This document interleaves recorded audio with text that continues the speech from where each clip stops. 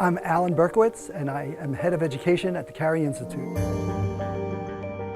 My role is to be a bridge between the cutting-edge science that scientists here at the Cary Institute do and education, students of all ages, teachers, and aspiring young scientists. So we work with young children to give them a first exposure to the incredible wealth of organisms and the roles that those organisms play in the environment. Most kids spend a lot of their time not interacting with the world right outside their door and under their feet. And so we immerse them in scientific study of those organisms. Ecological literacy is particularly important in this day and age where our diverse society has whole segments that really need ecological literacy, and yet they are often the victims of environmental ills but don't have the kind of ecological training and education that they need to give them that same kind of power that knowledge gives you over your environment.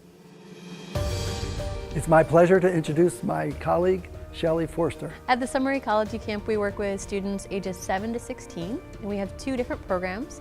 We have an eco-discovery program and an art and science program for the older kids. Data Jam is a contest that we've instituted for the past few years where students download ecological data and they interpret their findings through art. And the idea with that is they're telling some of the unspoken stories of the Hudson River watershed science. One of the winning projects this past year was from a middle schooler who lived in New York City, and she was really interested in Hudson River science. So she accessed this data set about water bugs that are in the Hudson River, and the data set looks at different habitats. And she ended up creating this incredibly interesting project where she 3D printed images of the different bugs, and they were printed at different sizes depending on the abundance of the bugs in the river. And she just blew the judges out of the water.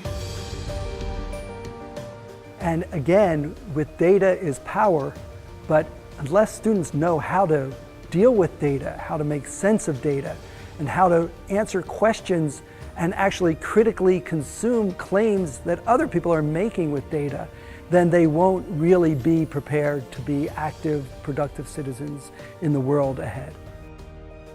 Solving the environmental problems that we've created for ourselves is going to take a new generation of ecologists that have new skills that we don't have.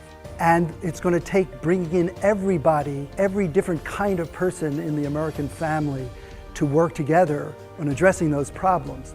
So we've developed our undergraduate research programs to recruit students from across America's rich diversity and to give them skills in working together and in solving problems in ways that we've only begun to imagine.